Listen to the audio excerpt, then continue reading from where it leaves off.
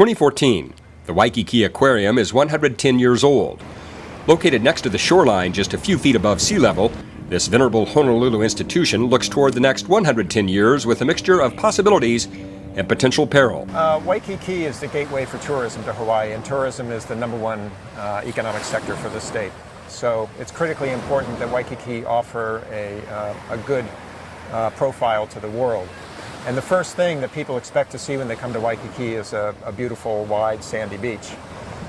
Sea level rise and human impacts to beaches have led to Waikiki Beach these days that now needs to be maintained through engineering techniques. We bring sand from offshore, we put it on the shoreline, we widen the beach, and this is a process that's going to have to continue in the future. But this is part of the overall picture that has to be painted if we are going to in fact succeed in more than just a rhetorical approach or even a theoretical desire to come to grips with the questions of climate change. At the ceremony hosted by the aquarium, Governor Neil Abercrombie signs House Bill 1714, also known as Act 83. A major component of the act is to address the effects of sea level rise on our coastal areas.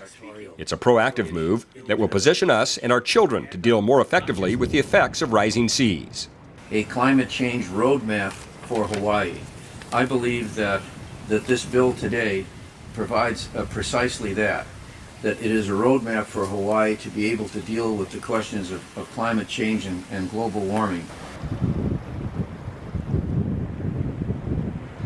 Scientists predict that over the next 50 years, sea level rise, or SLR, at Waikiki will be as much as 1 foot. In a century, that rises to 2.5 to 6 feet. Chip Fletcher with University of Hawaii at Manoa is a preeminent SLR researcher in the state. But there's more than just beach erosion when it comes to sea level rise. The oceans are currently going up our storm drain system. There are places in Waikiki where at high tide, water is splashing onto our roads because it's coming up the very pipes that are originally intended to carry rainwater out into the ocean. That process is going to continue to occur, and we're going to see flooding taking place with continued sea level rise,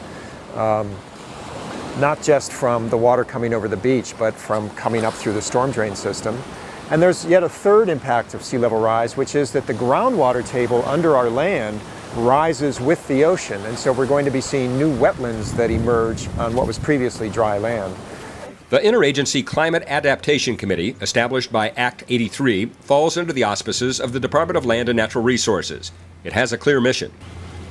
The legislature finds that climate change is the paramount challenge of this century, posing both an urgent and long-term threat to the state's economy, sustainability, security, and way of life. And therefore, the legislation which follows addresses that serious dimension.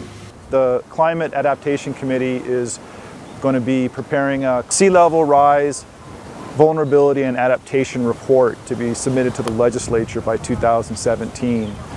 So this sea level rise report will be used as a model to address all facets of climate change in the future. But we initially want to focus on the problem and the effects of sea level rise in the Hawaiian Islands.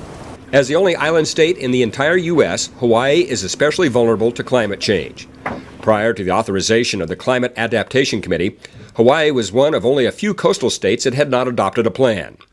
It also authorizes the State Office of Planning to coordinate the development of plans and policy recommendations using the committee's report as a framework. I think in order to understand that, we need to understand the context from where it comes. In 2012, Governor Abercrombie signed Act 286, and that was the Climate Adaptation Bill, which was an amendment to the State Planning Act. And what that did is it required all state and county agencies to consider the impacts of climate change in their decision making.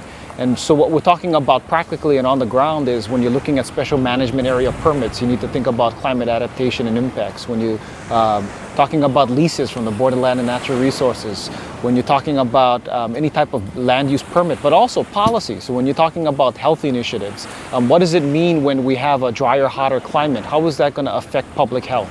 And it will, those impacts. What this bill does is it takes that policy, which is policies are important because it gives us guidance and an umbrella to work under. But what this bill does is give us resources to do something about it. And the way the framework's going to work, and we still need to sort it out, but generally, it's the Office of Planning who worked on Act 286. It's Department of Land and Natural Resources, Office of Coastal and Conservation Lands, who's going to be focusing particularly on sea level rise. Sea level rise is one impact of global climate change that will be felt by virtually everyone in Hawaii, whether you live along the coastline or not. It has potentially serious economic and ecological implications. Well, starting off with our beach dunes, our sand dunes, they're unique ecosystems. Many of them evolved only in Hawaii, so the plants and animals that are associated with them are found nowhere else in the world. Of course, you know that Hawaii has the most threatened and endangered species in the country. So sea level rise and the impacts that it's going to have on the sand dune ecosystems are of a great concern to us. Economically, we're worried about what the impacts are going to be to our roads that are along the highway, to our harbors. Of course, the big commercial harbors are the hub of all of the economic activity on the goods and services that come and leave. So we have to plan for sea level rise and how we adjust to that with engineering fixes, as well as pay close attention to the social impacts and the social adaptation that's going to have to occur with these changes. Researchers have little doubt that based on historical patterns and what's expected in the future, that sea level rise will continue. What can you do? Awareness is most important right now. Keep informed about global climate change and its impacts on you and your family. Do your part to help protect and preserve natural resources, including air and water, land and sea. The report on sea level rise vulnerability and adaptation is due for public consumption by the end of 2017.